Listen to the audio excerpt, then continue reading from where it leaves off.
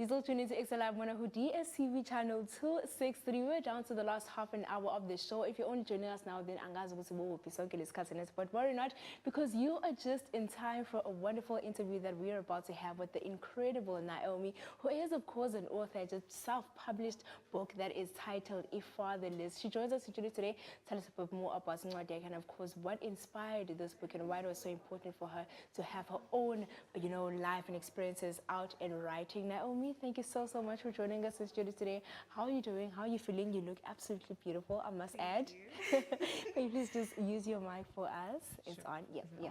So when we talk about your journey as an author rather, and where it all started for you, what would you say was that, realization, that point where you realized it was, okay, you know what, I want to put my thoughts down into a book and I want to share this with the world? I think I have to credit my high school teacher. Like, I one time just wrote a poem and then I shared it with her, and then she was like, oh my gosh, you're like, you can write. And then she sent me competitions and I entered competitions for writing. So writing's always been something that I was doing to like express myself, but also to release my feelings and my thoughts and all of that. And through the journey of like, I'll say self-recalibration, I've been on this journey where I've been like coming into myself, like working towards healing, especially so that I could be who I really am versus who I was expected to be. I love that. And in discarding, I'd say like the alter that I was, who wasn't really me, I went into having to realize that fatherlessness is something that affected me and how it affected my identity and my bravery to be who I really wanted to be. And so I wanted to write something that would really show that journey, but also like that would also speak to society, to invite other people into that healing journey, but also to invite fathers to be present, because I think a society is healthier when there's present parents, especially fathers. So that's why I wrote it, and yeah, I'm very proud of the fact that I finally accomplished what I was pursuing to do for a long time. That's beautiful. That's beautiful. I think, the most fulfilling thing is actually seeing your body of work come to life, having an idea and having it imagining in your mind and actually seeing it now come to life. I think is the most beautiful thing ever. And fatherless, I think, is something that many people, many South Africans, and not just South Africans, but I think the globe at large, many children can relate to growing up without fathers. What would you say has been your writing process throughout the process of writing your book? What was it like? Did it find it difficult? How long did it take you? Were you spending sleepless nights? What is going on? So I thank you for the comment on fatherlessness being something that a lot of people can relate to, especially South Africans, because a lot of marginalized communities struggle with this because of historical issues that happen.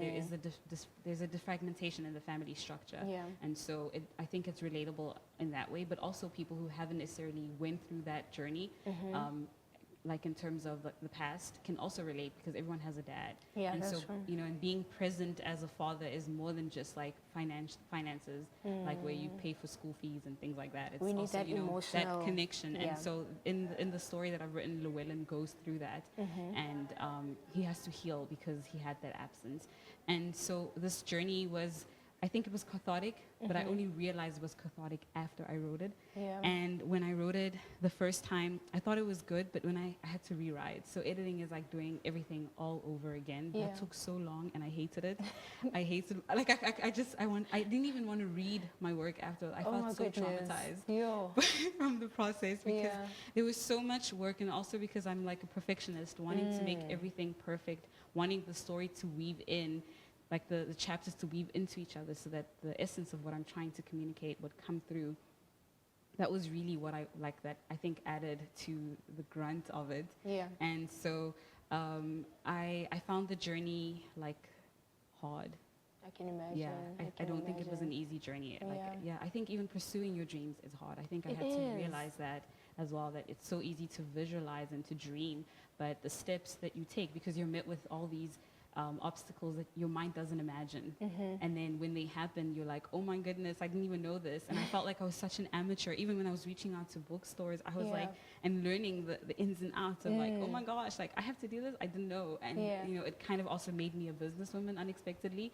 So I'd say like in the end, I felt like it was more rewarding.